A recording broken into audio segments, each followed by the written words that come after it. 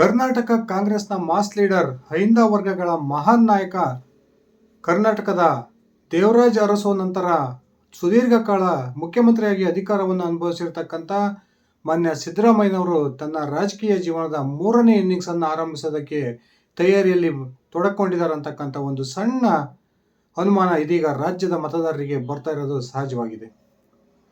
ರಾಜ್ಯದಲ್ಲಿ ಕಾಂಗ್ರೆಸ್ನಲ್ಲಿ ಒಂದು ರೀತಿಯ ಭಿನ್ನಮತ ಎದ್ದಿರ್ತಕ್ಕಂಥ ಈ ಸಂದರ್ಭದಲ್ಲಿ ಈ ಸಿದ್ದರಾಮಯ್ಯ ತೆಗೆದುಕೊಂಡಿರ್ತಕ್ಕಂಥ ಈ ಒಂದು ಮಹತ್ವದ ನಿರ್ಧಾರ ಸಿದ್ದರಾಮಯ್ಯನವರು ನಿಜಕ್ಕೂ ಕೂಡ ಕಾಂಗ್ರೆಸ್ನನ್ನು ತೊರೆದು ಮತ್ತೊಂದು ಪಕ್ಷಕ್ಕೆ ಸೇರ್ಪಡೆ ಆಗ್ತಾರೆ ಅಂತಕ್ಕಂಥ ಚರ್ಚೆಗಳು ಇಡೀ ಕರ್ನಾಟಕದ ರಾಜಕೀಯ ಪಂಡಿತರಲ್ಲಿ ಆರಂಭಗೊಂಡಿದ್ದಾವೆ.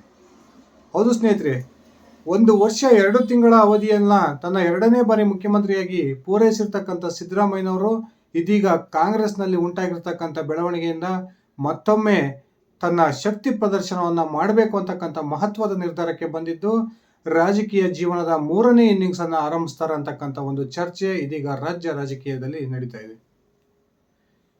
ಈಗಾಗಲೇ ಒಕ್ಕಲಿಗ ಸಮುದಾಯಕ್ಕೆ ಸೇರಿದ ಡಿ.ಕೆ. ಶಿವಕುಮಾರ್ ಅವರನ್ನ ರಾಜ್ಯದ ಮುಖ್ಯಮಂತ್ರಿಯನ್ನಾಗಿ ಮಾಡಬೇಕು ಅಂತಕ್ಕಂಥ ಒಂದು ಬೃಹತ್ ಮಟ್ಟದ ಕೂಗು ಇಡೀ ರಾಜ್ಯಾದ್ಯಂತ ಎದ್ದಿರ್ತಕ್ಕಂಥ ಈ ಸಂದರ್ಭದಲ್ಲಿ ಒಂದು ವೇಳೆ ಹೈಕಮಾಂಡ್ ಈ ಒಂದು ಒಕ್ಕಲಿಗ ಸಮುದಾಯದ ಒತ್ತಡಕ್ಕೆ ಏನಾದರೂ ಮಣಿದು ಡಿ.ಕೆ. ಶಿವಕುಮಾರ್ ಅವರನ್ನ ಮುಖ್ಯಮಂತ್ರಿ ಮಾಡ್ತಕ್ಕಂಥ ಪ್ರಯತ್ನಕ್ಕೆ ಕೈ ಹಾಕಿದ್ದೆ ಆದರೆ ಆ ಸಂದರ್ಭದಲ್ಲಿ ತನ್ನ ಶಕ್ತಿ ಪ್ರದರ್ಶನ ಮಾಡೋದ್ರ ಮೂಲಕ ರಾಜ್ಯದಲ್ಲಿ ತಮ್ಮ ರಾಜಕೀಯ ಜೀವನದ 3ನೇ ಇನ್ನಿಂಗ್ಸ್ ಅನ್ನ ಸಿದ್ದರಾಮಯ್ಯನವರು ಆರಂಭಿಸಬಹುದು ಅಂತಕ್ಕಂಥ ಒಂದು ಸ್ಪಷ್ಟ ಮಾಹಿತಿಗಳು ಕೇಳಿಬರ್ತಾ ಇದ್ದಾವೆ.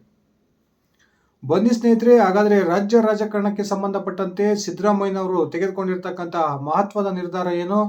ಸಿದ್ದರಾಮಯ್ಯನವರು ನಿಜಕ್ಕೂ ಕೂಡ ತಮ್ಮ ರಾಜಕೀಯ ಜೀವನದ 3ನೇ ಇನ್ನಿಂಗ್ಸ್ ಅನ್ನ ಆರಂಭಿಸ್ತಾರ? ಆದರೆ ಇದು ಬರೀ ಊಹಾಪೋಹ ಅಷ್ಟೇನ ತಿಳ್ಕೊಂಡು ಬರೋಣ.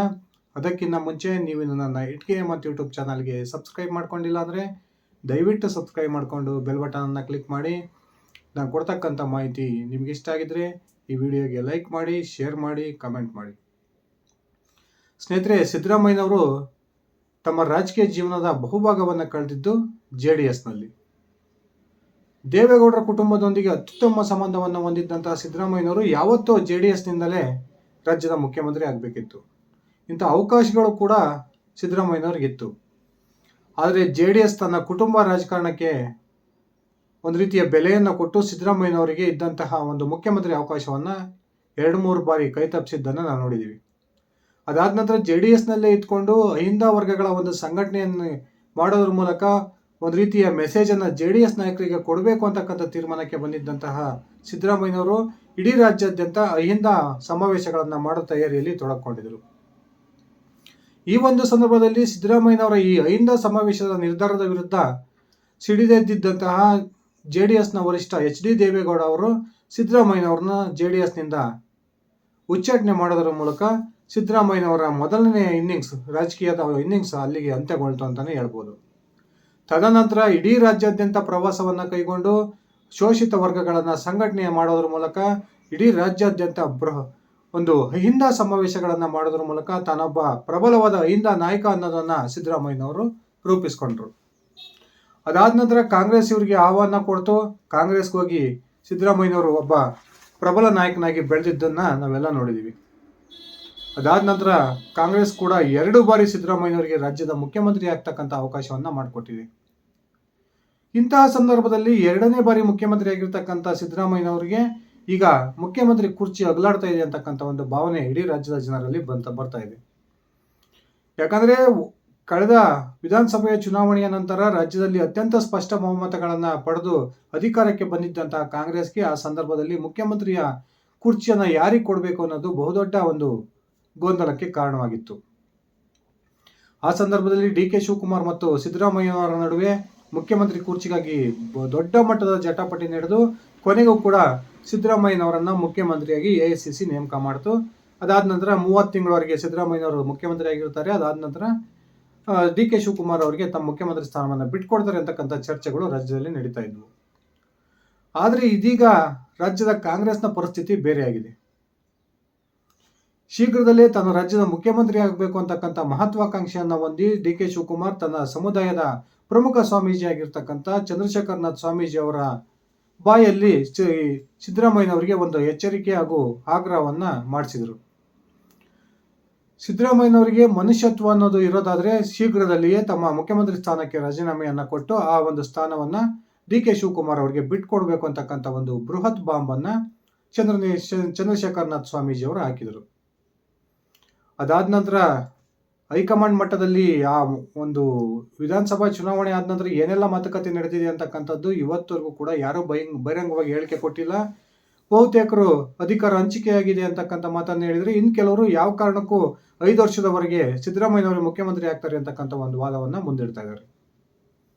ಈ ಸಂದರ್ಭದಲ್ಲಿ ಡಿ ಕೆ ಶಿವಕುಮಾರ್ ಅವರ ಒತ್ತಡಕ್ಕೆ ಮಣಿದು ಏನಾದರೂ ಎಐಸಿಸಿ ಸಿದ್ದರಾಮಯ್ಯನವರನ್ನ ಮುಖ್ಯಮಂತ್ರಿ ಸ್ಥಾನದಿಂದ ಕೆಳಗಿಳಿಸ್ತಕ್ಕಂಥ ಪ್ರಯತ್ನಕ್ಕೆ ಕೈ ಹಾಕ್ಬೋದು ಅಂತಕ್ಕಂಥ ಒಂದು ಸಣ್ಣ ಸುಳಿವು ಸಿದ್ದರಾಮಯ್ಯನವರಿಗೆ ಸಿಕ್ಕಂತೆ ಕಂಡು ಬರ್ತಾ ಇದೆ. ಈ ಕಾರಣಕ್ಕೆ ಮತ್ತೊಮ್ಮೆ ತಮ್ಮ ಹಳೆಯ ಸೂತ್ರದ ಮೊರೆ ಹೋಗೋದಕ್ಕೆ ಸಿದ್ದರಾಮಯ್ಯನವರು ಇದೀಗ ತಯಾರಿಯನ್ನ ಮಾಡ್ಕೊಳ್ತಾ ಇದ್ದಾರೆ ಅಂತಕ್ಕಂಥ ಮಾಹಿತಿಗಳು ಬರ್ತಾ ಇದ್ದಾವೆ. ಅದರ ಉದ್ದೇಶದ ಫಲವಾಗಿಯೇ ಆಗಸ್ಟ್ ತಿಂಗಳಲ್ಲಿ ಗಂಡು ಮೆಟ್ಟಿದ ನಾಡಾಗಿರ್ತಕ್ಕಂಥ ಹುಬ್ಬಳ್ಳಿಯಲ್ಲಿ ಒಂದು 5 ಲಕ್ಷ ಜನವನ್ನ ತಮ್ಮ ಬೆಂಬಲಿಗರನ್ನ ಸೇರಿಸೋದ್ರ ಮೂಲಕ ಮತ್ತೊಮ್ಮೆ ಸಿದ್ದರಾಮೋತ್ಸವದ ಒಂದು ನೆಪದಲ್ಲಿ ಅಹಿಂದ ವರ್ಗಗಳ ಸಮಾವೇಶವನ್ನು ನಡೆಸೋದಕ್ಕೆ ಸಿದ್ದರಾಮಯ್ಯನವರು ತಯಾರಿಯನ್ನ ಮಾಡಿಕೊಂಡಿದ್ದು, ಬಹುತೇಕ ಆ ಒಂದು ಸಮಾವೇಶದ ನಂತರ ಸಿದ್ದರಾಮಯ್ಯ ಅವರ ರಾಜಕೀಯ ಜೀವನದ 2ನೇ ಇನ್ನಿಂಗ್ಸ್ ಅಂತ್ಯವಾಗುತ್ತೆ ಅಂತಕ್ಕಂಥ ಒಂದು ಚರ್ಚೆಗಳು ಕೂಡ ರಾಜ್ಯದಲ್ಲಿ ಆರಂಭಗೊಂಡಿದ್ದಾವೆ. ಅಂದ್ರೆ ಒಂದು ವೇಳೆ ಸಿದ್ದರಾಮಯ್ಯನವರೇನಾದರೂ ಅಧಿಕಾರದಿಂದ ಕೆಳಗಿಳಿಸ್ತಕ್ಕಂಥ ಒಂದು ಸಂದರ್ಭ ರಾಜ್ಯದಲ್ಲಿ ಒದಗಿ ಬಂದಿದ್ದೆ ಆದರೆ ಸಿದ್ದರಾಮಯ್ಯನವರು ಆ ಸಂದರ್ಭದಲ್ಲಿ ಮಹತ್ವದ ರಾಜಕೀಯ ನಿರ್ಧಾರವನ್ನು ತೆಗೆದುಕೊಳ್ತಾರೆ. ಅದಕ್ಕಾಗಿ ಈಗಾಗಲೇ ವೇದಿಕೆಯನ್ನು ಸಿದ್ಧ ಮಾಡ್ಕೊಳ್ತಿದ್ದಾರೆ ಅಂತಕ್ಕಂಥ ಒಂದು ಸ್ಪಷ್ಟ ಮಾಹಿತಿಗಳು ಸಿದ್ದರಾಮಯ್ಯ ಆಪ್ತರಿಂದ ಬರ್ತಾ ಇದ್ದಾವೆ. ಸ್ನೇಹಿತರೆ, ಸಿದ್ದರಾಮಯ್ಯನವರಿಗೆ ಯಾವಾಗೆಲ್ಲ ಅಧಿಕಾರ ಸಿಕ್ಕಿದೆ, ಯಾವಾಗೆಲ್ಲ ಸಿದ್ದರಾಮಯ್ಯನವರು ಪ್ರಬಲ ನಾಯಕನಾಗಿ ಹೊರಹೊಮ್ಮಿದ್ದಾರೆ ಅಂತಕ್ಕಂಥದ್ದನ್ನು ನೋಡೋದಾದ್ರೆ, ಅವರು ಇಡೀ ರಾಜ್ಯದಲ್ಲಿ ಯಾವೆಲ್ಲ ಸಂದರ್ಭದಲ್ಲಿ ಅಹಿಂದ ಸಮಾವೇಶಗಳನ್ನು ಸಂಘಟನೆ ಮಾಡಿದಾರೋ, ಆ ಅಹಿಂದ ಸಮಾವೇಶಗಳನ್ನು ನಡೆಸಿದಾರೋ ಆ ಸಂದರ್ಭದಲ್ಲೆಲ್ಲ ಸಿದ್ದರಾಮಯ್ಯನವರಿಗೆ ರಾಜ್ಯದ ರಾಜಕಾರಣದಲ್ಲಿ ಮಹತ್ವದ ಹುದ್ದೆ ಸಿಗ್ತಾ ಬಂದಿರತಕ್ಕಂಥದ್ದನ್ನು ನಾವೆಲ್ಲ ನೋಡಿದ್ವಿ. ಅರೆ, ರಾಜ್ಯದ ಮುಖ್ಯಮಂತ್ರಿ ಆಗಿರ್ತಕ್ಕಂಥ ಸಿದ್ದರಾಮಯ್ಯನವರಿಗೆ ಮತ್ತೊಮ್ಮೆ ಅಹಿಂದ ಸಮಾವೇಶವನ್ನು ನಡೆಸೋ ಅವಶ್ಯಕತೆ ಏನಿದೆ? ಈ ಚರ್ಚೆ ಸಹಜವಾಗಿ ನಡೀತಾ ಇದೆ. ಆದರೆ ಈ ಅಹಿಂದ ಸಮಾವೇಶದ ಸಂಘಟನೆ ಮಾಡ್ತಕ್ಕಂಥ ಒಂದು ಮಹತ್ವದ ಉದ್ದೇಶದ ಹಿಂದೆ ಸಿದ್ದರಾಮಯ್ಯನವರು ಬೃಹತ್ ಪ್ಲಾನ್ ಒಂದನ್ನು ರೆಡಿ ಮಾಡ್ಕೊಂಡಿದ್ದಾರೆ ಅಂತಕ್ಕಂಥ ಮಾತುಗಳು ಕೇಳಿ ಬರ್ತಾ ಇದ್ದು, ಒಂದು ವೇಳೆ ಅಪ್ಪಿತಪ್ಪಿ ಕಾಂಗ್ರೆಸ್ ಹೈಕಮಾಂಡ್ ಏನಾದರೂ ಮಹತ್ವದ ನಿರ್ಧಾರವನ್ನು ತೆಗೆದುಕೊಂಡು ಸಿದ್ದರಾಮಯ್ಯನವರನ್ನ ಮುಖ್ಯಮಂತ್ರಿ ಸ್ಥಾನದಿಂದ ಕೆಳಗಿಳಿಸಿ ಡಿ ಕೆ ಶಿವಕುಮಾರ್ ಅವರನ್ನ ಆ ಸ್ಥಾನಕ್ಕೆ ತರೋ ಸಂದರ್ಭಕ್ಕೆ ಬಂದರೆ, ಆ ಸಂದರ್ಭದಲ್ಲಿ ಸಿದ್ದರಾಮಯ್ಯನವರು ತನ್ನ ಕಾಂಗ್ರೆಸ್ನ ರಾಜಕೀಯ ಜೀವನವನ್ನ ಅಂತ್ಯಗೊಳಿಸಿ ಬೇರೆ ರೀತಿಯ ಒಂದು ನಿರ್ಧಾರವನ್ನು ತೆಗೆದುಕೊಳ್ತಾರೆ ಅಂತಕ್ಕಂಥ ಮಾತುಗಳು ಕೇಳಿ ಬರ್ತಾ ಇದ್ದಾವೆ. ಸ್ನೇಹಿತರೆ, ನಮಗೆಲ್ಲ ಗೊತ್ತಿರೋ ಪ್ರಕಾರ ರಾಜ್ಯದ 135 ಕಾಂಗ್ರೆಸ್ ಶಾಸಕರ ಪೈಕಿ ಬಹುತೇಕ ಶಾಸಕರು ಸಿದ್ದರಾಮಯ್ಯ ಬೆಂಬಲಿಗರು. ಸುಮಾರು 100ಕ್ಕೂ ಹೆಚ್ಚು ಶಾಸಕರು ಸಿದ್ದರಾಮಯ್ಯ ಮುಖ್ಯಮಂತ್ರಿ ಆಗ್ಬೇಕಾ ಬೇಡ ಅನ್ನೋಂಥ ವಿಷಯ ಬಂದರೆ 100ಕ್ಕೂ ಹೆಚ್ಚು ಜನ ಶಾಸಕರು ಸಿದ್ದರಾಮಯ್ಯನವ್ರ ಪರವಾಗಿ ಕೆಲಸ ಮಾಡ್ತಾರೆ, ಕೈ ಎತ್ತಾರೆ. ಇದು ಎಲ್ಲರಿಗೂ ಗೊತ್ತಿರ್ತಕ್ಕಂಥ ವಿಚಾರ. ಡಿ ಕೆ ಶಿವಕುಮಾರ್ ಕೂಡ ಈ ವಿಚಾರ ಸ್ಪಷ್ಟವಾಗಿ ಗೊತ್ತಿದೆ.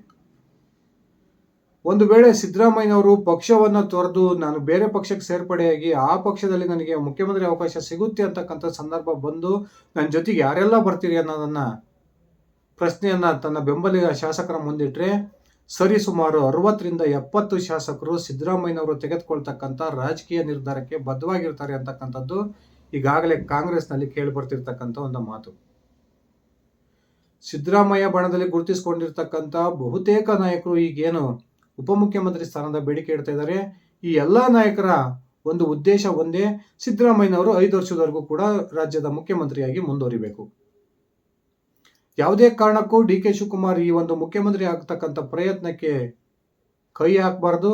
ಆ ಕೈ ಹಾಕಬಾರ್ದು ಅನ್ನೋ ಕಾರಣಕ್ಕೆ ಇದೀಗ ಡಿ ಕೆ ಶಿವಕುಮಾರ್ ಅವರನ್ನೇ ಕಟ್ಟಿ ಹಾಕ್ಬಿಡೋಣ, ಈ ರೀತಿಯ ಪ್ಲಾನ್ ಸಿದ್ದರಾಮಯ್ಯ ಬಣದ್ದು.